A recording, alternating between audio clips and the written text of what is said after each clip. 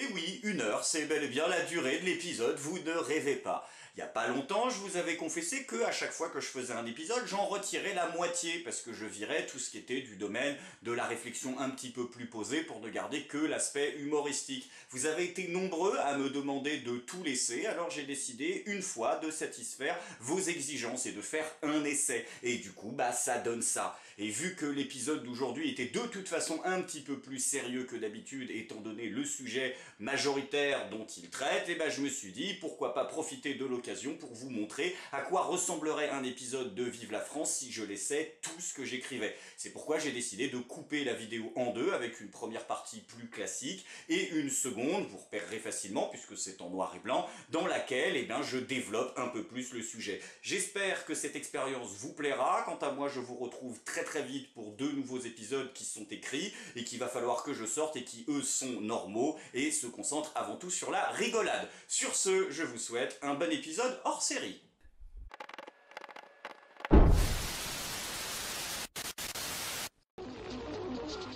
Les Français parlent aux Français. Vive la France, mes amis, ce pays absolument merveilleux et magnifique dans lequel malheureusement une fois de plus la violence communautaire de meute a frappé.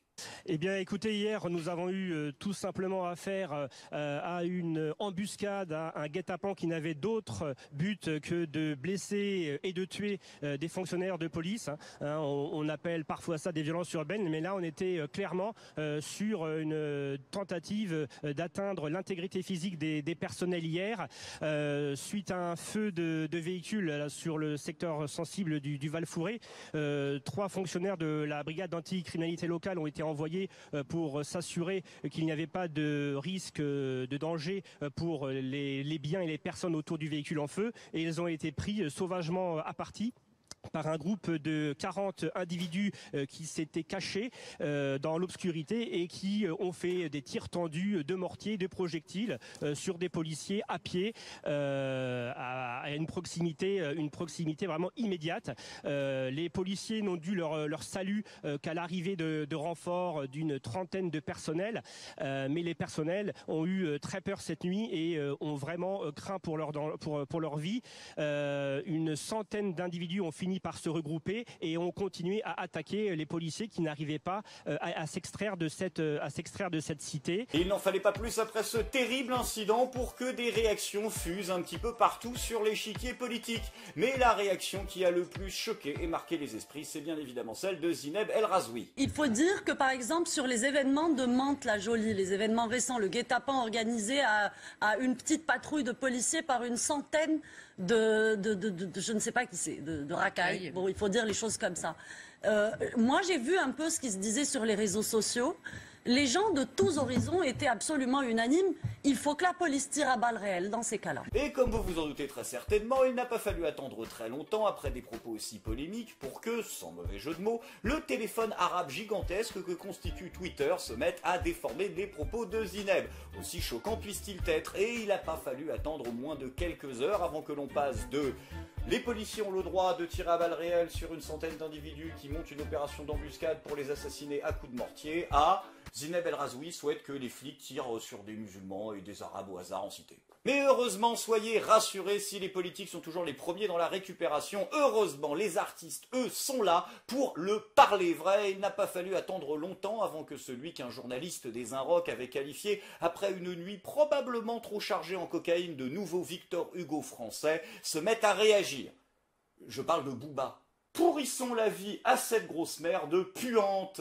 C'est vrai que là, on reconnaît quand même vachement bien la plume de Victor Hugo. Mention spéciale pour les commentaires de ses followers, Allah va s'occuper d'elle, mais bien sûr, le plus marrant, c'est la réponse de Booba. On peut commencer en attendant, Incitation au harcèlement de masse sur les réseaux sociaux, en plus, doublé de menaces et d'incitation à commettre probablement des infractions assez violentes à son endroit. Faut pas oublier que Booba, c'est quand même le génie qui avait dit après les attentats de Charlie Hebdo, quand on joue avec le feu, on se brûle. Bref, le palmarès du harcèlement et de la menace est au complet. Tout de suite, la réaction de Marlène Schiappa. Tu mets l'insert à ce moment-là, putain! Je te jure, je ne comprends pas ce que tu fous là encore. L'insert de la réaction de Marlène Schiappa qui condamne le harcèlement en ligne. Comment ça, y a pas... Elle a oublié de réagir? Dites-moi pas que c'est pas vrai. Marlène.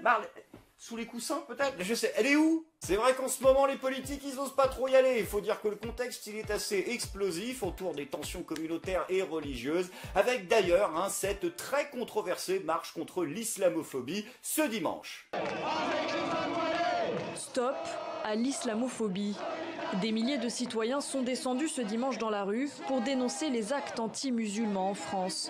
Mais la manifestation divise la classe politique, y compris au sein des partis, et cela depuis des jours. Et donc du coup, vous étiez très nombreux à me demander mon avis sur la question. Alors c'est vrai que je suis un peu emmerdé parce qu'il y a le JDG qui a sorti une vidéo il y a quelques jours où il disait qu'il en avait marre de YouTube parce que les chaînes n'avaient plus d'identité et que sur la même chaîne on trouvait à la fois du jeu vidéo, du gaming, du top, du manga, etc. Donc moi je vois pas pourquoi je me gênerais, je ferais pas la même chose chez moi. Donc du coup, critique ciné...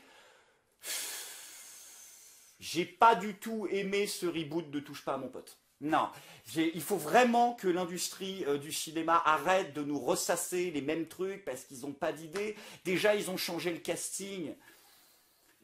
Alors oui, on dit toujours c'était mieux avant, mais je suis désolé, je préfère Smaïn à Yacine Bellatar dans le rôle, quoi. Tu vois, oui, c'était plus détente, c'était plus relax. Il y a vraiment, puis les rôles secondaires aussi. Les rôles secondaires étaient catastrophiques. LG Rachid, là, ça va pas du tout, ça. Et où est ton hijab quand tu sors en disant, ici, moi j'ai de la pudeur? Où est ton hijab? Comment une femme peut dire, moi je suis une femme qui a beaucoup de pudeur, alors qu'elle sort de chez elle sans son hijab? Le hijab, c'est la pudeur de la femme. Et sans pudeur, la femme n'a pas d'honneur.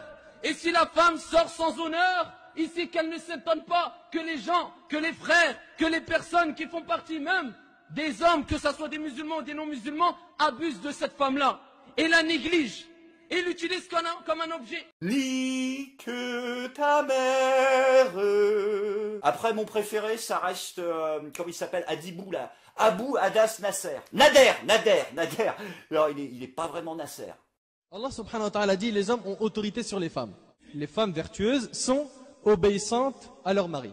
Voilà la femme vertueuse. C'est celle qui obéit à son mari. Ce n'est pas ma parole, c'est la parole d'Allah subhanahu wa ta'ala. La femme, elle ne sort de chez elle que par la permission de son mahram, de son mari.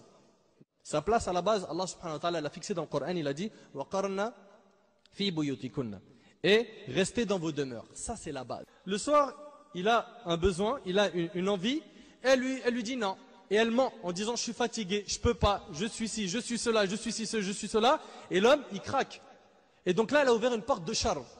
Et bien qu'elle sache que les anges la maudissent toute la nuit dans le cas où elle se refuse à son mari sans raison valable. Marlène.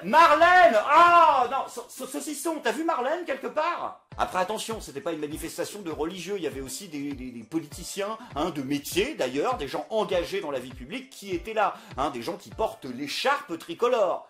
Y compris d'ailleurs des gens qui n'ont pas le droit de la porter d'ailleurs. Oui, lui c'est Majid Messaouden, alors lui c'est un de mes grands champions aussi, lui magnifique Majid, c'est quelqu'un dont j'avais vraiment envie de parler depuis longtemps, parce que Majid c'est vraiment un mec, il est engagé à chaque fois que ça parle d'islam, quoi. Ah oui, il est très très engagé, tu vois, manif contre l'islamophobie, bim, c'est le premier à réagir, et ça fait plaisir. Et c'est pas opportuniste, tu vois, dès qu'il y avait eu les attentats par exemple de Charlie Hebdo, bim, premier à réagir. Dès qu'il y avait eu le massacre dans l'école maternelle juive, bim, premier à réagir. Après, comment il réagit, c'est autre chose. Après, c'est vrai que c'est un peu dur de juger, parce que visiblement, le mec a l'air d'être un confrère humoriste. On me signale l'arrestation de Cadmera. Comme c'est drôle. Sarko, on a échappé à ce que le père nous dit, je n'oublie pas mes racines. Oh là là, mais qu'est-ce que tu me racontes? Non, là, ça marche pas. Alors celui-là, je l'aime bien, mais il a été supprimé, il a pas assumé. Le présumé tueur n'est pas resté cachère très longtemps. La nounou de Mohamed Merah, maintenant que vous le dites, il ne quittait jamais son pistolet à eau, comme c'est drôle. Alors, qu'est-ce qu'on a d'autre? Tu fais quoi ce soir? Je suis en mode hommage, j'arrête tout, on va me dire que je suis pas touché, pas ému. Du coup, je vais m'entraîner à pleurer. La nauséabonde. Ah, il recommence avec les jeux de mots. L'émission mots croisés annulée. À ce rythme, on devrait tous arrêter de respirer, de manger et surtout de réfléchir. Bien évidemment, après, on a la comparaison de trucs qui n'ont rien à voir, hein, pour mettre en avant un 2 poids 2 mesures, les attaques à BFM TV, ça c'est un classique, ainsi que celle à BHL, mais là-dessus on va pas lui en vouloir. 11h45, Claude Guéant aurait joui, ah d'accord. Guéant, le suspect, afin de respecter sa religion, enfin le truc de l'islam là, s'est mis dans le congélateur, donc on ne le détecte pas. Off, Claude Guéant aurait eu un orgasme en apprenant que le présumé coupable est musulman, tu l'as déjà fait. Et enfin, rassurez-vous, quand même, à la fin, un petit peu de compassion, parce que c'est un être humain tout de même. Oui, bien évidemment, Majid Messaouden a témoigné de la compassion. Pour le père de Mohamed Merah. Bah oui, sinon c'est pas drôle. Oui, le père de Mohamed a perdu un enfant, il a le droit aussi de pleurer son fils, n'en déplaise au président apparemment fasciste. Eh bah dis donc, il est fasciste. Alors bien sûr, Messaouden a totalement le droit d'aller déclarer que le père de Mohamed Merah est un être humain comme un autre et qu'il a le droit au respect de son deuil. Ça c'est une évidence. Le problème c'est que quand tu postes plusieurs centaines de tweets sur la tuerie d'enfants dans une école juive, mais qu'à aucun moment tu ne témoignes un seul tweet dans toute la liste de compassion vis-à-vis des familles des victimes, aucun et strictement aucun, mais que tu te permets à côté de ça de parler dans des termes très humoristiques de Mohamed Merah et de par contre ressentir de la compassion pour son père, j'appelle ça être un gros FDP. Et je me permettrai de rajouter que dans une république qui tourne à l'endroit, ce type ne devrait pas avoir le droit d'avoir la moindre fonction de représentant du peuple. Donc bref, lui c'est un vrai champion, un grand copain de Taha Bouaf aussi. Ah bah c'est Goten et Trunk en fait, ils vont par pair. J'espère qu'ils vont pas nous les fusionner, quoique le projet a pas l'air d'être si éloigné que ça de la réalité, parce que les cancres, ils copient entre eux. Et donc du coup les deux derniers de la classe, quand ils copient mot pour mot les messages de l'un et l'autre, s'il y en a un des deux qui pouvait prendre son temps pour corriger les fautes d'orthographe, ça paraîtrait accessoirement plus crédible. C'est là où tu comprends comment les mecs ont fait pour percer en politique. Tu vois, c'était pas des mecs bons, c'était des mecs qui savaient copier sur le voisin. Donc changement de casting, mais également changement dans le scénario. Ah là, par contre, les changements sont majeurs. Ouais, entre la version années 80 et la version 2019, oui, il y a vraiment, on sent un reboot des scénaristes. C'est-à-dire que, par exemple, Julien Drey, c'est terminé. Non, c'était pas genre le Parti Socialiste qui dirige et qui... Alors, Rachid, la pancarte plus haut là, voilà, et Bamboula là, on te voit pas assez, mets ton gyrophare sur la tête et va défiler avec les PD. C'était pas le côté, c'est Julien Drey qui décide, tu vois, le Parti Socialiste récupère les mecs. Non, là il y a des mecs, ils ont été clairs, genre Yassine Bellatar, il leur a expliqué, cette fois-ci on se fera pas enculer deux fois. Là, le PS, ils étaient pas dans le rôle des dirigeants, ils étaient plutôt dans le rôle des cucks. Oui, parce que le problème c'est qu'il y a eu un bug dans la matrice pour les mecs du PS, c'est qu'il y avait, il y avait pas que des gens, il y avait aussi un projet, il y avait un petit papier, et quand tu voyais les raisons pour lesquelles les mecs manifestaient, c'était contre les lois islamophobes de la République. Donc là, les mecs du PS, ils ont fait « Ouais, bien sûr, luttons contre les lois racistes en France !» Attendez, c'est celle qu'on a votée, non? Ah merde, non! Dissonance cognitive. Et c'est pourquoi Olivier Faure a déclaré que le Parti Socialiste ne participerait pas à cette manifestation. Du coup, dans l'esprit des gens, deux questions se posent. Premièrement, qu'est-ce qui va leur rester comme électorat? Et deuxièmement, c'est qui Olivier Faure? Et sinon, pour l'autre gauche, bah alors là, bah c'était le malaise aussi. Les mecs se sont sentis cons quand les castings ont commencé à être rendus publics et quand on a vu l'intérieur du paplard. Donc ils se sont tous retrouvés emmerdés. Excuse commune, personne n'avait ses lunettes. Ouais, les gens ne savaient pas ce qu'il y avait dans le papier. Alexis Corbière, il a dit qu'il savait pas, il pensait que c'était à l'initiative de la LDH. Ouais, le mec, il a confondu LDH et CCIF. À Motus, il passe pas les qualifs. Éric Coquerel, il nous a dit qu'il connaissait pas tous les organisateurs. Bon, c'est... Ce qui est étonnant pour un mec d'ailleurs qui est pote avec la moitié des salafistes de France. Quant à Éric Jadot, c'était Malaise-Land. Le texte que vous avez signé pour appeler à manifester dimanche prochain contre l'islamophobie dénonce, je cite, des lois liberticides en France. Lois au pluriel, quelles sont-elles ? Ce texte, il m'est apparu comme une nécessité de lancer une alerte auprès de nos concitoyens sur quelque chose qui monte dans notre société, qui est à la fois l'ensemble des racismes et un racisme vis-à-vis des musulmans. Ah, mais ça c'est vrai. Voilà, ça n'a absolument aucun rapport avec la question qu'on te pose, mais c'est vrai. Ah oui, dans le genre déconnecté des questions qu'on lui pose, Jadot, c'est un cas d'école. Ouais, le mec est en roue libre en règle générale.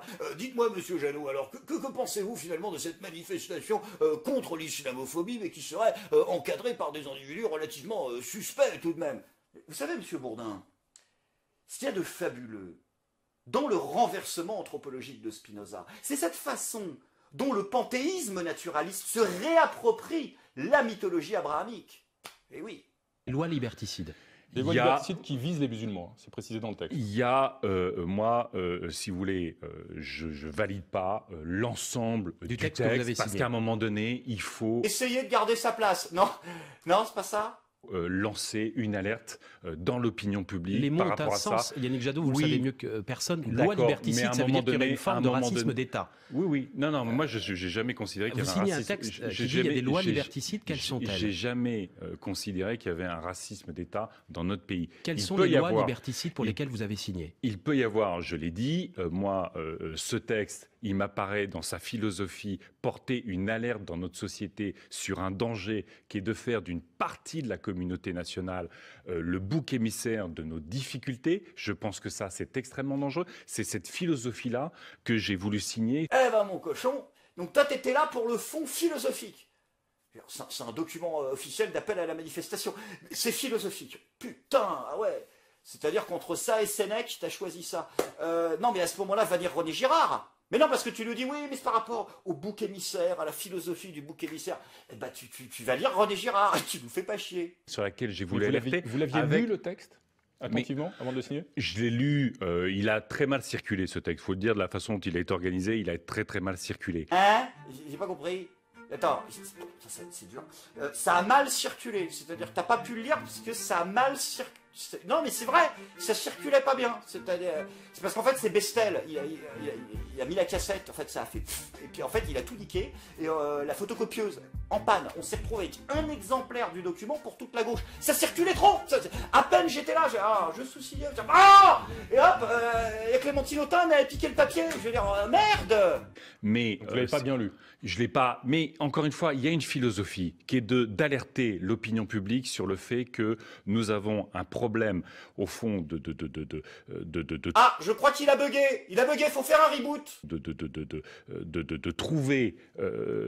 Ah, il fait des maintenant. Attends, non, on y est presque. Encore un petit coup de tournevis sur la droite. Et Jadot, après lecture complète de ce texte, il n'y a pas de loi liberticide aujourd'hui contre les musulmans de France. Moi, je ne considère pas qu'il y ait du racisme d'État dans notre pays. Il n'y a pas de loi liberticide? Je ne vois pas aujourd'hui de loi liberticide vis-à-vis des musulmans dans notre pays. Ah bah voilà, 1 minute 58 pour répondre à une question à la base à laquelle on répond par oui ou par non. Ah non, franchement, moi je comprends tous ceux qui disent Jadot, c'est la politique autrement. Bon, sinon on a eu Chassaigne aussi, lui il a purement et simplement disparu de la liste, on ne sait pas ce qui s'est passé. Ah bah il est peut-être parti en vacances avec Marlène. Et bien évidemment, le champion, toute catégorie, François Ruffin. François Ruffin, une dernière question, vous allez manifester le 10 novembre prochain contre l'islamophobie, parce que vous avez signé la tribune contre l'islamophobie.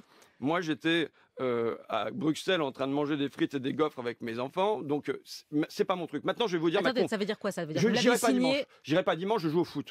D'accord. Donc... Le mec, il a pas pu bien lire parce qu'il mangeait les gaufres. C'était les chocolats sur les patounes. Regarde, merde, ça a caché des mots, je vois plus. Non, si tu te fous de la gueule des gens en disant ouais, j'assume que mon excuse elle est pourrie, je suis désolé, j'ai déconné, je vous emmerde, c'est rigolo. Sinon, c'est de loin l'excuse la plus foireuse de l'histoire de la Ve République. Après, heureusement que le mec ne fait pas un métier dans lequel il faut signer attentivement des trucs importants, tu vois, genre député. Et sur la tribune sur l'islamophobie? C'est pas mon truc, vous savez. Bon, voilà. Mais maintenant, je vous ai dit ma conviction profonde. J'étais en vacances. Bon, allez, vous assumez pas trop. On y va. On y va. Merci François Ruffin. Non, après, c'est pas mal en ce moment, parce que je veux dire, quand tu regardes le débat public, que ce soit sur Internet ou les réseaux sociaux, c'est soit la faute du RN, soit la faute des sionistes, soit la faute des Arabes. Bon, là, c'est la faute des gaufres. Ça met un peu de changement. Sans transition les amis, c'est maintenant le moment de la bonne nouvelle du jour, une vraie bonne nouvelle du jour, puisque s'il y en a un dans l'équipe qui s'en sort bien, c'est Jean-Luc Mélenchon. C'est lui qui va s'en sortir le mieux. Car lui, il porte ses couilles, mais lui, il nous dit oui, j'ai lu le texte, mais je n'en ai rien à foutre du fait qu'il y ait quelques connards au milieu de la majorité des gens. Et d'ailleurs, dans mon passé, et c'est là où le mec a sorti la carte cohérence, j'avais déjà défilé avec des mecs comme Dupont-Aignan, avec qui je suis absolument pas en accord politiquement, pour une cause qui me semblait importante. Et à l'heure où sa posture de leader incontesté de la France Insoumise est de plus en plus remise en question, Jean-Luc Mélenchon montre que ici, il fait preuve d'expérience expérience politique et un peu de cohérence aussi, et qu'il est capable dans une réaction, dans un contexte où tout le monde est stressé, parce que là les mecs se sont tous retrouvés sur les plateaux de télé. Non mais je savais pas, je mangeais des gaufres, j'avais piscine, je suis plus là, vous m'avez pas vu. Il est capable d'être celui qui se tient droit, en place, et dit voilà, moi j'ai fait ça, je fais ça, j'assume, j'ai lu, je me dérobe pas, et il montre ainsi qu'il a peut-être un peu plus d'expérience que les autres pour gérer ce genre de crise. Et encore une fois, à une heure où il est souvent attaqué à l'intérieur de son parti pour justement ses comportements excentriques, hein, et le fait qu'il ait relativement une tendance à s'emporter et à faire n'importe quoi, bah là il rassure le coach et l'équipe en quelque sorte. Après, j'ai quand même sèchement envie de modérer mon propos pour plusieurs raisons, parce qu'il y a pas mal d'arguments qu'a utilisé Mélenchon qui me semblent totalement irrecevables. En fait, Mélenchon, il a fait une conférence de presse face à la tempête juste avant la manifestation, et il a justifié sa présence et sa participation, et je trouve qu'il y a pas mal d'arguments qui tiennent pas, notamment 3 d'entre eux. Tout à l'heure, ce dimanche 10 novembre, s'organise une marche qui va démarrer de la gare du Nord, dont je voudrais, puisqu'elle a suscité parfois quelques interrogations, rappeler son origine. En France, un ancien candidat du Front National, dans l'ambiance de haine, de vindicte, de stigmatisation des musulmans qui règne depuis maintenant quelques mois, mais singulièrement avec davantage de force depuis que une chaîne a accordé une tribune quotidienne à un homme comme M. Zemmour pour y dire chaque jour des paroles blessantes et stigmatisantes. Bon, ok, j'arrête ici, parce que c'est pas la peine de laisser tout l'extrait. On est parti pour 3 minutes de pathos ad nauseam qui conclut en beauté sur un double salto arrière, option les pires heures de notre histoire. Après 1000 ans de persécution ininterrompue contre les Juifs, qui se sont d'ailleurs poursuivis ensuite. Ça, c'est le premier truc qui déconne. Mélenchon nous parle de l'origine de la manifestation, comme si l'origine de la manifestation, c'était juste l'événement. Non, l'origine d'une manifestation, ce sont des événements et ce sont des organisateurs, qui d'ailleurs sont pour beaucoup d'entre eux des militants qui saisissent toutes les occasions qui leur sont données de mettre en avant leur militantisme politique. L'événement, certes, c'est un déclencheur, mais ceux qui décident d'organiser la manifestation, ceux qui en sont à l'origine au départ, ce ne sont pas des événements. Ce sont des individus, et il me semble qu'il faut prendre les deux facteurs en compte. Et si Mélenchon ne parle pas des individus qui sont à l'origine de cette manifestation, qui l'ont lancée, bah c'est parce que ça pue un peu du cul. Bah oui, parce que dans l'équipe, on a Majid Messaouden, dont on a vu tout à l'heure le palmarès, le CCIF, une organisation dont la proximité avec les frères musulmans n'est absolument plus approuvée, l'Union communiste libertaire. Je sais pas, à mon avis, ils sont 3 dans un bistrot, donc là on va passer. Ensuite on a le NPA, alors là c'est pas une organisation islamiste, mais c'est quand même une organisation qui cautionne des méthodes ouvertement violentes et qui a une très grosse proximité avec les plus violents des antifas, et qui utilise d'ailleurs très souvent ce réseau-là afin de noyauter complètement la démocratie, d'empêcher l'expression du pluralisme d'opinion et de tabasser les opposants politiques. Le comité Adama, qui ici au départ défend une belle cause, et quand même une machine à produire du discours communautariste et anti-républicain dans ce pays. Ensuite, on a l'UNEF, qu'on ne présente plus, et qui a dû à plusieurs reprises, vous le savez, recadrer, tenter de planquer ou limoger, quand ils n'avaient pas le choix, des représentants, justement, parmi leur association, parce qu'ils tenaient des propos ouvertement racistes et affichaient une vision très orthodoxe de la pratique religieuse. Ensuite, on a la plateforme collaborative Les Musulmans. Bon, là, on va rien dire, ils font rien de mal, c'est une plateforme collaborative, les gens y parlent. Et ensuite, on a le journaliste indépendant Taha Bouaf, dont on avait déjà parlé à de multiples reprises et qui n'a d'indépendant que le nom. Pour ma part, je n'ai éprouvé aucune gêne lorsque, avec mes amis qui ici m'entourent et sein de mon écharpe tricolore, je suis allé manifester contre l'odieux assassinat de Madame Mireille Knoll. Et il y avait pourtant ce jour-là Madame Le Pen elle-même dans le cortège. Ça, c'est le deuxième problème, l'argument dont on avait déjà parlé tout à l'heure, mais qui lui aussi a une limite. Je ne suis pas sûr que l'on puisse éthiquement placer sur le même niveau d'un côté des opposants politiques, aussi détestables puissent-ils être, il cite Marine Le Pen, il parlait de Dupont-Aignan tout à l'heure, et des prosélytes religieux qui incitent à violer les femmes qui ne portent pas le voile, à commettre des actions de désobéissance civile et de sabotage des institutions de la République, voire à prendre les armes quand le moment est opportun, par contre.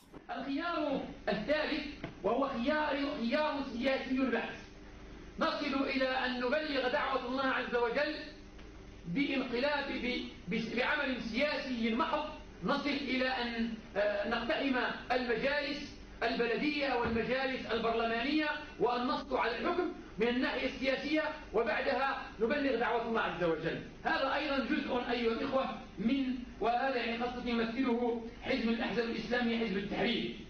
الخيار الرابع المبني على القوة، فيه أيضا هذا خيار من المسلمين من يعتقد أنه باستعمال القوة، وفي جماعات الآن مسلحة، جماعات يعني يسمونها جماعات يعني متطرفة تتبنى العنف وتقول أنه لا خيار إلا عن طريق أسلوب العنف، وسنستعمل العنف وسوف نقتلع الحكم اختلاعا وسوف ندعو إلى الله عز وجل بعدها. هذا أسلوب لكننا نعتقد أسلوبا صحيحا ولا نعتقد أسلوبا يعني حكيما، لأن القوة إذا لم تستعمل في وقتها وفي ظرفها وفي حينها تكون فتنة وطامة على الأمة الإسلامية. C'est possible de considérer que ça et Marine Le Pen c'est la même chose.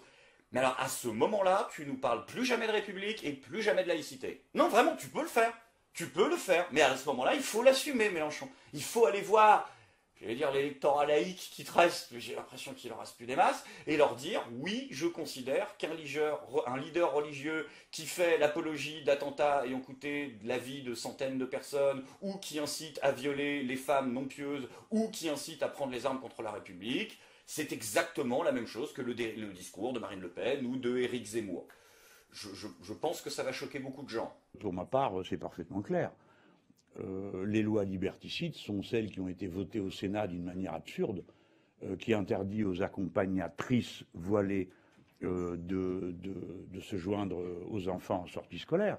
Et ça, c'est la troisième erreur de Mélenchon, de nous faire croire que la loi, les lois, parce que c'est bizarre, parce que le texte dit les lois, et lui, il ne parle que d'une loi, que les lois contre lesquelles les gens, les organisateurs appelaient à manifester, parce qu'encore une fois, chacun manifeste pour ce qu'il sent être à l'intérieur de lui, ou en tout cas la partie de lui qui fait écho à l'appel à la manifestation, mais que les lois liberticides qui étaient évoquées dans le texte, c'était les lois votées récemment, ou la loi votée récemment par le Sénat pour empêcher une femme voilée d'aller accompagner un gosse à l'école. Non, non, non, pas du tout. Si tu écoutes les organisateurs, Majid Messaouded l'a dit, le CCIF l'avait déjà exprimé, mais avant la manifestation, non, ce qu'ils considèrent être des lois aujourd'hui islamophobes, c'est tout simplement la loi sur la laïcité de 2004. Et d'ailleurs, quand une journaliste le rappelle à Mélenchon pendant la conférence de presse, c'est parti. Oui, c'est ça.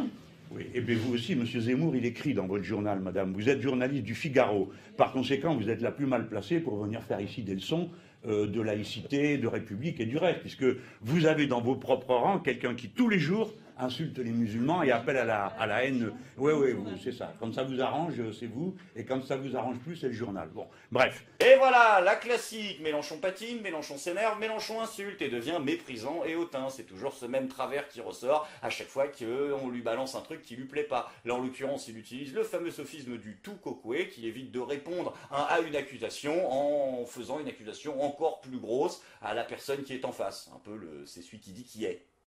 Et puis le plus dramatique dans l'histoire, c'est que Mélenchon, jusqu'à preuve du contraire, c'est pas ce petit sursaut héroïque qui l'empêchera de continuer à avoir le cul entre deux chaises à l'intérieur d'une France insoumise qui continue de se diviser de plus en plus. Et il sera toujours contraint dans une posture électoraliste, parce que c'est une stratégie politique qu'il a mise en place, de fermer son museau face à la frange la plus communautaire et la plus décoloniale et la plus indigéniste, on va dire, et la plus militante religieuse aussi de son parti. Ça ne l'empêchera pas de saisir par le col Danielle Obono à l'Assemblée lorsqu'elle dit qu'elle est pour les espaces interdits aux Blancs. Il est d'ailleurs vu par tous les caméras et par tous les observateurs, mais dès qu'il y a le surveillant de la cour qui passe, « Oh non, pardon, excusez-moi, non, vous avez rien vu, c'est bon, on est super potes !» En fait, le mec, c'est Biff dans Retour vers le futur. Et d'ailleurs, puisqu'on en est à parler d'Obono, petite digression, parce qu'elle nous a elle aussi livré un moment d'anthologie. Cette photo qui a été prise lors du cortège avec une petite fille qui porte une doudoune sur laquelle il y a une autocollant avec une étoile jaune et un croissant, référence évidemment à l'étoile jaune des Juifs. Est-ce que ça vous met mal à l'aise qu'il y ait eu quand même cette présence ? La présence d'une petite fille qui manifeste avec ses parents. De son étoile jaune. De son étoile jaune. Oui, moi ce que je pense que... Est-ce que ça vous met mal à l'aise? Est-ce que vous trouvez... Ça montre à quel point aujourd'hui, quand on en arrive à ce que des enfants se sentent à ce point opprimés, qui s'identifient à des victimes d'un crime de masse, oui. Non. Bah tu dis oui, je dis non, il y a de la communication. Tu es en train de nous dire donc que cette gamine qui fait la taille de Tom Pouce, là, la gamine de 6 ans, là, elle s'est identifiée en conscience aux victimes de la Shoah. C'est-à-dire qu'elle a dit oui, je trouve qu'aujourd'hui, les lois islamophobes en France, qui ont été votées quand j'étais pas né, sont effectivement quelque chose qui me rappelle, à titre personnel, la déportation massive des Juifs pendant la Seconde Guerre mondiale en France, due au gouvernement collaborationniste de Pierre Laval, dirigé par le maréchal Pétain. Que dalle! Que dalle! Je veux dire, ça n'a aucun sens ce que tu racontes. Non, elle ne connaît pas l'histoire de la Seconde Guerre mondiale, elle a 6 ans! Elle ne peut même pas prendre de décision en conscience pour s'identifier à quelque chose. Donc ça ne veut rien dire du tout. C'est ses parents qui lui ont mis le truc et tu le sais très bien. Il lui aurait mis un sticker Kinder Surprise. Pour elle, ça aurait été pareil. Aujourd'hui, on traite les musulmans comme on a pu traiter les juifs. Mais est-ce que vous estimez que... 1940 par contre, pour tout ce qui est loi raciale, déportation de masse des juifs et tout. C'est-à-dire 1930, c'était l'entre-deux-guerres. 1940, c'est l'occupation, c'est les lois raciales de Vichy, c'est la déportation des juifs. Je dis ça, je dis rien. Aujourd'hui, on traite les musulmans comme on traite les juifs. Je vous renvoie au dernier ouvrage d'un historien spécialiste des questions de racisme, d'antisémitisme, Gérard Noiriel, qui fait des comparaisons, par exemple, avec le discours de Drummond de l'époque et celui d'Éric Zemmour aujourd'hui. Très bien, donc si on suit le raisonnement, c'est la faute d'Éric Zemmour si cette gamine, aujourd'hui, a pris la décision en conscience de porter une étoile jaune. Oui.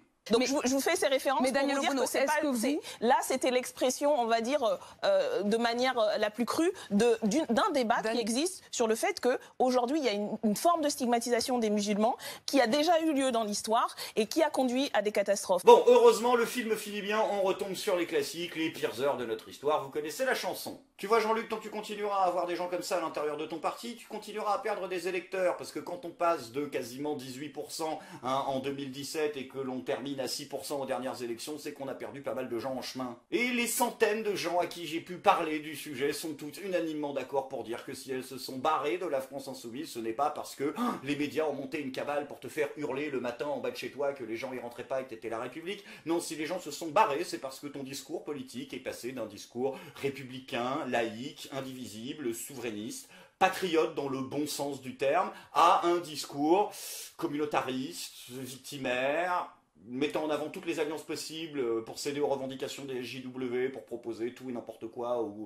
à l'Assemblée. Un discours proche aussi des communautarismes religieux, que tu n'as pas les couilles de publiquement désavouer des gens alors que tout le monde t'a vu le faire et tout le monde sait ce que tu penses, encore une fois, comme Danielle Obono quand elles disent que un conducteur de bus qui refuse qu'une femme s'assoie avant lui sur son lieu de travail, ça n'a rien à voir avec du communautarisme religieux, ou encore qui dit qu'il faut interdire certains espaces aux blancs. Voilà, quand tu commences à faire comme ça des cadeaux à des franges qui sont tout sauf la République, tout sauf la laïcité et tout sauf l'unité nationale. Les gens en ont plein le cul et les gens se barrent.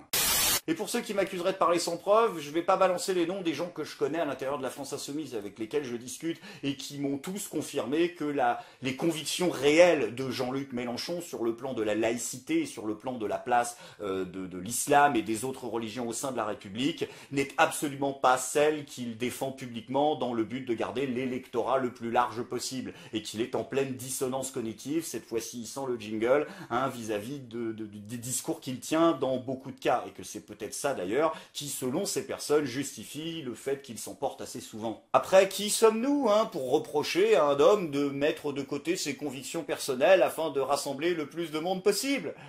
Ah bah si, des électeurs en fait. Et d'ailleurs, en 2015, Martinez nous expliquait déjà comment il avait payé très cher le fait de mettre les islamistes à la porte. La CGT agit sur le terrain depuis des années. Nos camarades de la RATP, d'Air France aussi, ont dénoncé des dérives. Vous les condamnez, ces dérives intégristes dans le cadre du travail? Et Air France, on les a exclus de la CGT. D'ailleurs, ça nous a coûté la première place aux élections professionnelles. Parce qu'on dit que la CGT Transport fermerait les yeux là-dessus. Ça nous a coûté la première place aux élections professionnelles. Il y a eu beaucoup de commentaires sur la CGT passe deuxième.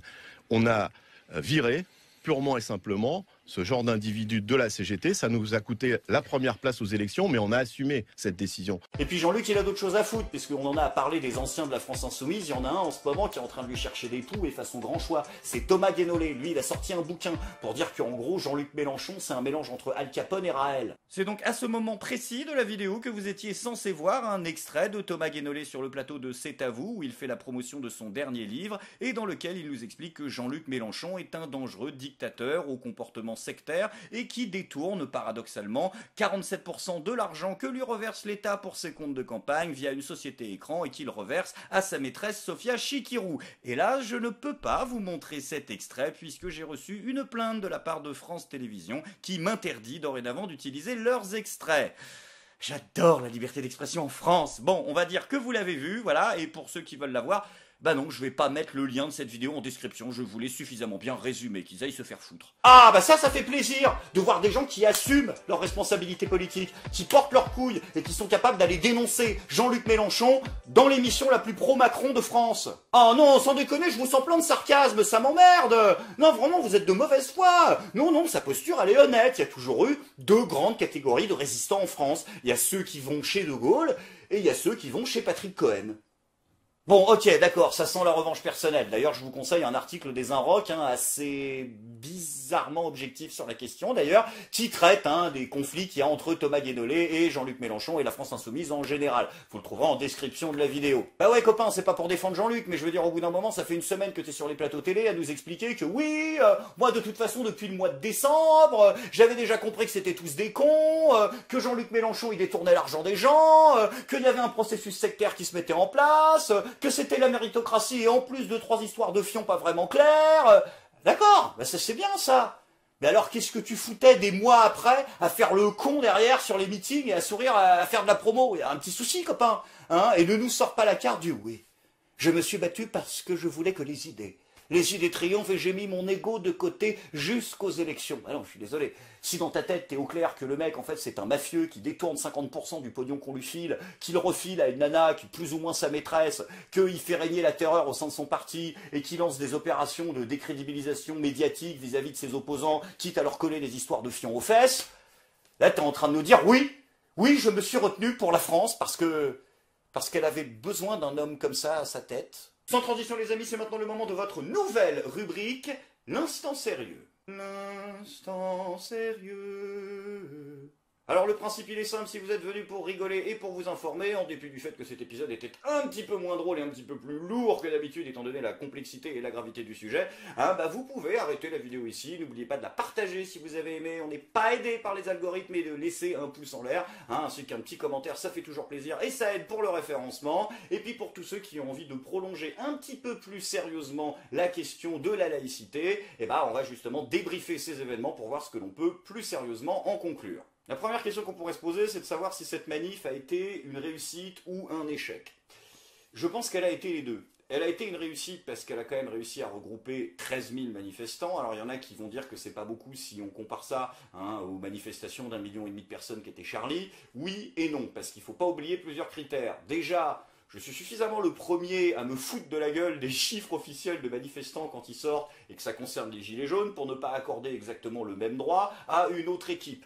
Et que quand on nous dit 13 000, je pense qu'il faut compter au moins le double, voire le triple. Deuxièmement, il ne faut pas oublier que c'est une manifestation qui a été organisée en moins d'une semaine et dont aucun, et je dis bien aucun, des représentants et des organisateurs n'a été invité sur les plateaux de télévision pour faire la promotion de ce mouvement-là. Peut-être, à une exception, je crois, sur TV5 Monde, je ne sais plus qui ils avaient invité, mais à part ça, il n'y avait absolument personne. Et c'est quand même un bel exploit de réussir à mettre 20 à 30 000 personnes dans la rue, en ayant tout l'appareil chic médiatique contre soi, en n'ayant aucune visibilité et en n'ayant qu'une semaine pour le faire. Là où par contre la manifestation pourrait être vue comme un échec, c'est tout simplement parce qu'elle a pu se tenir en fait, déjà, tout simplement. Mais non, mais parce que dans le papier, vous dites que vous manifestez contre le racisme d'État. Ce racisme d'État tellement violent, tellement présent, tellement spécifique, tellement oppressif, qui laisse des dizaines de milliers de gens en France manifester au cri de Allah Akbar en présence de personnalités pro-Daesh qui incitent à l'insurrection armée, sans qu'on arrête qui que ce soit, qu'on tabasse qui que ce soit. Putain, on se croirait en Afrique du Sud, hein, tellement c'est violent. Et c'est là d'ailleurs où la comparaison avec le régime de Vichy, hein, la fameuse étoile jaune qu'on a vue, devient totalement absurde. Les lois de Vichy, c'était des lois raciales, c'est-à-dire des lois qui spécifiquement désignaient une catégorie de la population, définie à l'époque en tant que race, pour mettre en place une législation spécifique vis-à-vis de ces personnes-là. En France, c'est pas du tout la même chose, hein. On a voté des lois générales pour tout le monde. Le problème, c'est que quand tu votes une loi d'interdiction des signes ostentatoires religieux, en règle générale, mais que tu as une des religions, enfin les deux religions principales, tu en as une dont, on va dire, la moitié des praticiennes hein, de cette religion portent ce voile ou peuvent être amenées à le porter, et de l'autre côté, une religion dans laquelle la seule personne qui doit encore porter le voile, c'est Marie Chantal, une fois par an pour la messe de Noël, à l'église, bah c'est sûr que ça crée légèrement une disproportion entre les deux. On n'est pas vraiment sur du 50-50, mais c'est pas la loi qui était discriminante au départ vis-à-vis spécifiquement du voile. Elle a été faite pour tous les signes religieux en tant que tels, mais il y a une communauté qui en a beaucoup plus des signes ostentatoires que les autres. En gros, c'est pas la loi qui est discriminante, c'est son application qui le devient. Et la raison pour laquelle elle le devient, c'est parce que toutes les communautés religieuses que vise cette loi n'ont pas un degré d'orthodoxie et de pratique ostentatoire équivalent. Bien évidemment, je parle ici de la loi de 2004 et je m'adresse à ceux qui la remettent en cause, c'est-à-dire les organisateurs de cette manifestation-là, et non pas de la loi absurde votée par le Sénat pour empêcher les signes religieux des accompagnatrices de sortie scolaire, qui elle est totalement contre-productive. Maintenant, pour conclure cette vidéo, il y a deux choses que je voudrais dire et qui me semblent relativement importantes. Encore une fois, c'est pas des vérités absolues, c'est tout simplement des pistes de réflexion qu'on se jette en l'air et j'espère que cette réflexion elle se prolongera dans la description de la vidéo. Le but, c'est juste d'essayer de participer à une réflexion collective et j'espère aussi qu'on se retrouvera sur Discord pour en parler. Le premier point, c'est qu'aujourd'hui, nous n'avons malheureusement plus une Assemblée nationale qui est capable de comprendre l'esprit de la loi de 1905 et de voter des lois qui sont cohérentes dans ce sens-là. Et la raison pour laquelle nos députés sont incapables de voter sereinement les lois, c'est parce que le discours à l'Assemblée nationale est un discours qui n'est absolument pas un discours laïque et que tous les partis politiques importants qui sont à l'Assemblée nationale, parmi tout cela, il n'y en a aucun qui est capable d'avoir un discours clair sur la laïcité. La gauche et la droite, on va pas en parler, ça fait suffisamment d'années qu'on est au clair sur le fait qu'indépendamment des discours de chacun, hein, ce sont les premiers en matière de clientélisme, que ce soit vis-à-vis de n'importe quelle communauté, dont le but de grappiller des voix. On va pas revenir sur tout ce qui se passe au niveau local, dans les mairies socialistes ou dans les mairies républicaines. Aujourd'hui on est au clair, quoi. Dès l'instant où les mecs ont une possibilité de gagner plus d'électeurs, les convictions, c'est pas vraiment leur truc. Le centre... de toute façon, ils ont une tendance à écouter le dernier qui a parlé. Donc, je veux dire, on ne sait pas trop qui c'est, les gens non plus. Hein. J'ai envie de reprendre le mot de Mitterrand. Le centre, c'est des gens qui sont ni de gauche, ni de gauche. Les cas les plus intéressants, c'est bien évidemment le Rassemblement National et la France Insoumise. Du côté du RN, ils ne peuvent pas avoir un discours clair sur la laïcité, puisque c'est un parti qui s'est converti à l'esprit des Lumières, à l'esprit de la laïcité et à l'esprit révolutionnaire depuis assez peu de temps. Hein. C'est le gros changement d'avec Marine Le Pen. Ils essaient de tenir un discours qui est moins un discours de conservateur catholique qu'un discours de laïciste égalitaire. Le seul problème, c'est que c'est un truc qui n'est pas du tout dans leur ADN politique et qu'il y a beaucoup de gens qui aujourd'hui ont encore cette conception à l'ancienne et qui ne sont pas des fans de la République, qui ne sont pas des fans de la laïcité et qui tiennent des propos qui ouvertement vont au-delà de ce que devrait être la laïcité dans le cadre de 1905. Exemple, Odoul, puisque c'est ça qui a été, encore une fois, le déclencheur de cette manifestation, et non pas l'origine, je rappelle. Quant à la France Insoumise, je pense que Jean-Luc Mélenchon pratique ce que Sartre aurait appelé, non pas de la mauvaise foi, mais de l'auto-tromperie, c'est-à-dire le degré encore au-dessus, quand tu te regardes dans la glace en pensant être Jaurès, mais que t'es pas capable de voir que, en fait, t'es Viviani. En gros, pour la faire courte, à l'époque du vote de la loi de 1905, il y avait deux équipes qui n'étaient pas tant le clergé contre la République que, à l'intérieur de la République, les laïcs et les laïcs plus. D'un côté, on avait ceux qui défendaient la vision d'une laïcité sans excès, c'est la vision de gens comme Jaurès, comme Briand. Sans excès, ça veut dire quoi? Ça veut dire que c'est une laïcité qui estimait deux choses. La première, c'est qu'il ne fallait pas empêcher les gens d'avoir une pratique religieuse, et la seconde, c'était qu'il ne fallait pas déchristianiser culturellement, philosophiquement et moralement la France, qui restait un pays culturellement chrétien. Et d'un autre côté, il y avait une autre équipe, beaucoup plus radicale, radicales, celle de Viviani entre autres, qui voulait, je le cite, décrocher les étoiles dans le ciel. Vous aurez compris ce que ça veut dire. Qui entretenait un anticléricalisme radical et qui voulait déchristianiser religieusement, culturellement, philosophiquement et moralement la France. Et au final, ceux qui ont gagné, ce sont les premiers, ceux qui avaient une vision sans excès de la laïcité, une laïcité égalitaire et pas radicale. Et c'est cette vision-là qui a inspiré l'esprit de la loi de 1905. Et j'ai bien peur que notre ami Jean-Luc, quand il se regarde dans la glace, il pense être au fond de lui Jean Jaurès, et il a probablement raison parce qu'il en est assez proche sur beaucoup de choses, mais en tout cas sur la laïcité, pas vraiment. Et il se rapproche davantage d'un vivianiste. Une personne dont on sait aujourd'hui qu'il est animé par une hostilité particulièrement marquée vis-à-vis de l'héritage chrétien en France. Il l'a déjà suffisamment manifesté. Et c'est d'ailleurs ridiculisé à cause de ça. Parce que lui, il ne voulait pas décrocher les étoiles dans le ciel, il voulait décrocher les étoiles du Parlement. Oui, quand il voulait enlever le drapeau européen du Parlement, alors là, la moitié de l'UPR pendant 48 heures. Quoi ? On claque des couilles là, qu'est-ce qu'il a dit? Non, en fait, ce qui s'est passé, c'est que pour lui, les 12 étoiles, c'était les 12 apôtres du Christ.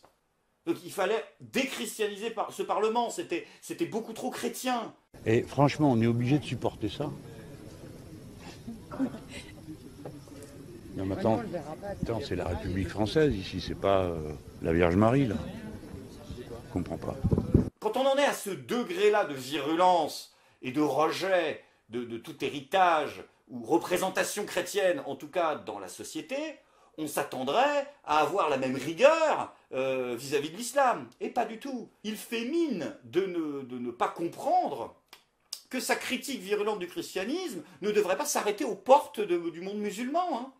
Que ceux qui ont critiqué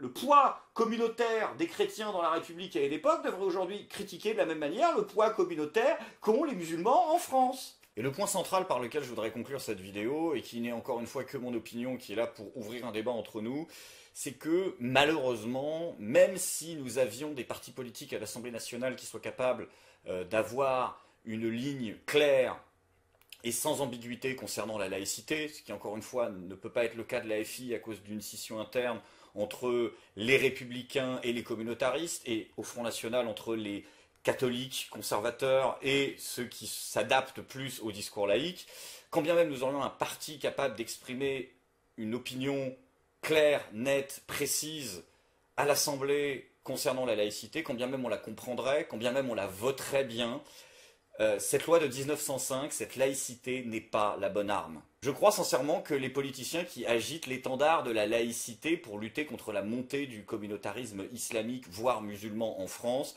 le font soit en étant des idiots, soit en étant des lâches. Des idiots s'ils croient que la laïcité va permettre à un moment ou à un autre de régler ce genre de problème, et des lâches s'ils se cachent derrière ce bouclier, derrière ce paravent, comme dirait l'autre, pour refuser de rentrer dans un débat autour de gros mots, qui sont aujourd'hui devenus des gros mots, qui sont l'identité et la culture. C'est facile pour nos politiciens de se cacher derrière 1905 comme Anissa Kheder, derrière son paravent en nous disant « Ah non, non, ça va tout régler, il faut revenir à 1905, et puis ça ira très bien, sauf que non !»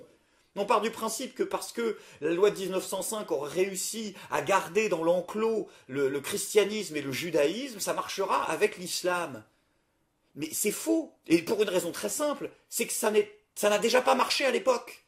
Parce que ce qui a mis l'Église à genoux en France, ce n'est absolument pas 1905, c'est la Révolution française. Et pour le judaïsme, ça s'est prolongé jusqu'à Napoléon, quand on leur a demandé, bon maintenant, soit, on leur a pas demandé, on leur a imposé, soit à un moment c'est les lois de la Torah, soit c'est les lois de la République. Vous choisissez entre la nationalité française ou l'application de vos lois religieuses. On leur a pas laissé le choix, c'est l'esprit de Clermont-Tonnerre. Il faut tout refuser aux Juifs comme nation et accorder tout aux Juifs comme individus. Il faut qu'ils ne fassent dans l'État ni un corps politique ni un ordre. Il faut qu'ils soient individuellement citoyens. Mais, me dira-t-on, ils ne veulent pas l'être. Eh bien, s'ils ne veulent pas l'être, qu'ils le disent. Et alors qu'on les bannisse. Ils répugnent qu'il y ait dans un État une société de non-citoyens et une nation dans la nation. La loi de 1905 a mis une claque à sa grand-mère. Pour reprendre l'expression de Staline qui disait du christianisme, ceux qui s'attaquent au christianisme, c'est comme mettre une claque à sa grand-mère. Ces religions étaient déjà en pleine désuétude, en pleine décadence et avaient perdu la quasi-totalité de leur pouvoir temporel. Une loi qui est faite pour garder dans l'enclos des religions déjà mourantes n'est d'absolument aucune utilité face à une religion présente depuis moins d'un demi-siècle sur le territoire français, en pleine expansion culturelle, en pleine expansion identitaire, en pleine expansion démographique. Bien évidemment que non. Je ne suis pas Jean-Michel Apathy, attention, je ne dis pas qu'il faut abroger 1905, il faut le garder en l'état, parce qu'il marche très bien pour ce pourquoi il est fait.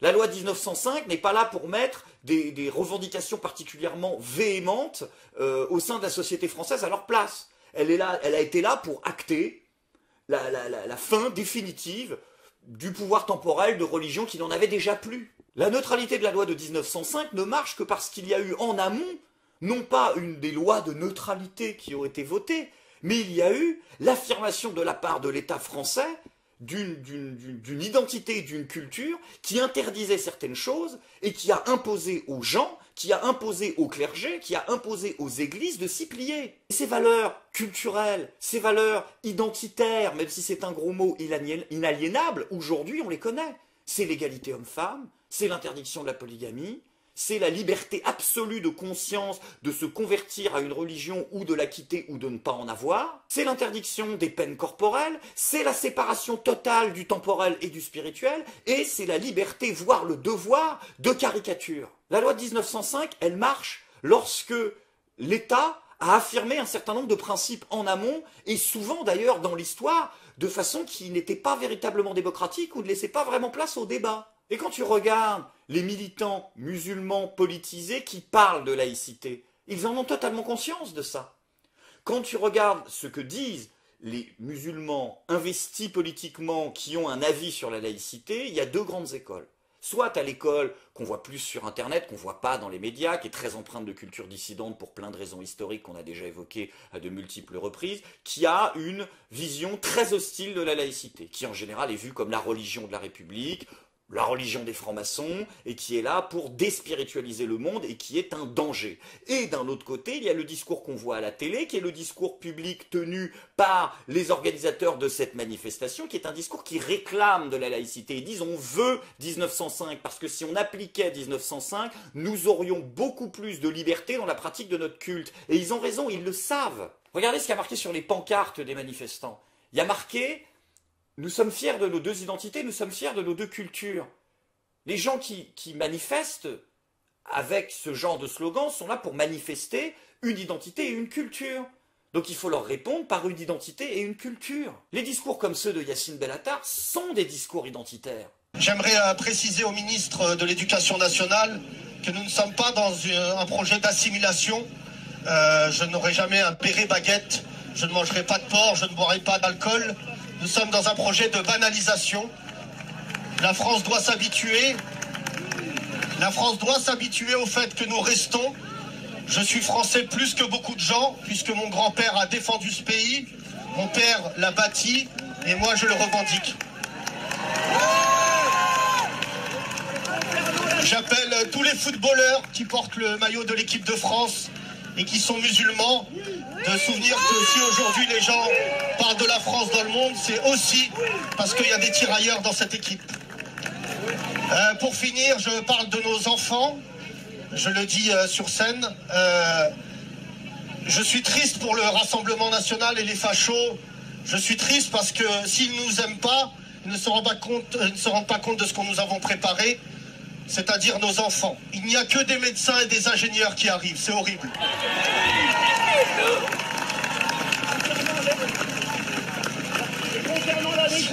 Je parle aux rédactions de journaux qui se prétendent de gauche. Je suis désolé pour les gens de gauche qui pensaient qu'on travaillait pour vous. C'est fini, on n'a pas d'employés, c'est vous qui allez nous écouter dorénavant. Et croire que l'on va pouvoir calmer les ardeurs d'un certain nombre de militants politiques et religieux dans ce pays, tout simplement en affirmant la neutralité, tient de l'utopie. Et nos politiciens, eux, se cachent derrière cette loi de 1905 comme si elle pouvait à elle seule tout régler, parce qu'ils n'assument pas l'identité et la culture. Pour plusieurs raisons. Parce que ce sont devenus des gros mots ou des impossibilités. Des gros mots parce que l'identité aujourd'hui n'est réservée qu'à certains, et la culture parce qu'elle n'existe plus en France. C'est bien beau de dire les mecs ils choisissent un islam ou l'islam au lieu de la France. C'est quoi la France ? À votre avis, quand les Juifs se sont hellénisés massivement, c'était pour quelle raison? Un, parce qu'il y avait Socrate dans une grotte, ou deux, parce qu'il y avait Hanouna à la télé. Si vous voulez que les gens revêtent le manteau français, faut peut-être qu'ils donnent envie un peu aussi. Et encore une fois, c'est de la faute de personne, à part des élites médiatiques, mondaines et culturelles, souvent parisiennes d'ailleurs, qui imposent leur vision à la télévision. Mais c'est à nous de produire de l'art, c'est à nous de produire la culture. Et pour ça, il faut qu'on cesse d'être des prostituées. Alors je vais reprendre Épictète. Si quelqu'un livrait ton corps au premier qui s'offre, tu t'indignerais. Mais toi, ta propre intelligence, tu la livres au premier venu, de sorte que, s'il t'injurie, elle se trouble et se bouleverse. Et n'en as-tu pas honte? Là, il résume tout. Un mec vient te voir en te disant « j'ai besoin de me vider les couilles, est-ce que tu me passes ton unus ?» Tu lui dis non. Donc un mec qui va arriver à la Bellatar, à la Rokhaya Diallo, en postant des propos dont le but est ouvertement de provoquer une réaction chez les gens en face, d'hostilité, pour ensuite dire qu'ils vont mansplainer ou je sais pas quoi là. Il le recherche, c'est une provocation. Elle est visible. Ce ne sont pas des gens qui veulent faire de la pédagogie. Quand Rokhaya Diallo te fait une vidéo pour te dire le racisme anti-blanc n'existe pas, elle sait qu'elle provoque. Et elle le fait sciemment, puisqu'à l'intérieur de sa vidéo, ce n'est pas ce qu'elle dit. Elle te dit le racisme systémique d'État à l'encontre des blancs n'existe pas en France. C'est pas du tout la même chose. Si elle raccourcit le titre, c'est bien pour te faire chier. Cèderais-tu ton cul au premier mec qui a besoin de se vider les couilles? Certainement pas. Alors pourquoi cèdes-tu tes sentiments à un mec qui a besoin de se vider émotionnellement? Il a besoin d'un sparring partner.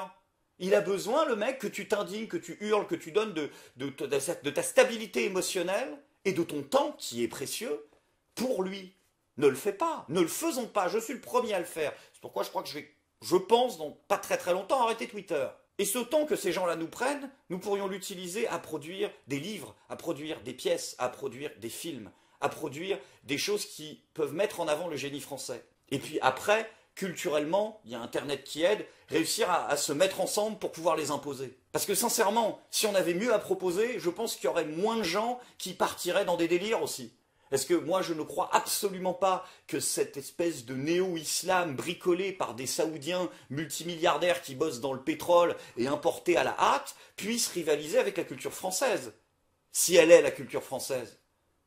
Jean Terplate avec son histoire d'urine de chameau, il peut pas tester face à Rabelais, face à Montesquieu, face au cinéma de Jean-Pierre Mariel ou à Lino Ventura. Il faut donner un modèle aux gens qui les fassent bander. Bien sûr, ça ne va pas résoudre le problème de l'intégrisme, ça ne va pas résoudre le problème des mosquées radicalisées, ni le problème des attentats. Mais ça, c'est à la République de faire son travail qu'elle ne fait pas. C'est un autre débat. Là, je parle de ce qu'on peut faire nous. Quant à ceux qui voudront prêter à cette vidéo une nature islamophobe par réflexe pavlovien, eh ben, je leur répondrai simplement que je ne suis pas islamophobe parce que je n'ai pas peur de l'islam. Je pense que si la culture française était ce qu'elle était, ce que vous appelez islam aujourd'hui, cette espèce de merde préfabriquée en barquette, ne pourrait absolument pas rivaliser ni convertir des gens. Je pense que l'expansion de ce fondamentalisme se fait parce que la culture française n'existe plus. Parce que ce qu'on a à proposer aujourd'hui aux gens, c'est des aquagenders non binaires qui parlent de l'actu people. Ça n'a aucun sens. Ceux à qui j'en veux, c'est pas les musulmans, c'est même pas les musulmans conservateurs en fait, puisque je distingue le conservateur du fondamentaliste. Ceux à qui j'en veux, ce sont aux hypocrites. Ce sont à ceux qui vont faire mine de prétendre défendre quelque chose alors qu'ils souhaitent l'inverse. Et c'est valable pour tout le monde, hein. Il m'est autant insupportable de voir un Bernard-Henri Lévy jouer les grands penseurs de gauche altermondialistes sur les plateaux de télévision pour ensuite nous expliquer que, ah par contre pour Israël, là, il est pour une politique quasi théocratique d'expansion coloniale. Ah non, c'est pas cohérent en fait. Ça marche pas comme ça. Je sais que pour les Italiens convaincus, la France est un hôtel, mais ça ne vous empêche pas d'avoir une cohérence intellectuelle. Et c'est pareil pour les types d'en face. C'est pareil quand je vois un Yacine Bellatar nous dire « Nous sommes tous égaux, SOS racisme », et qui se permet après de dire « Je suis plus français que toi ».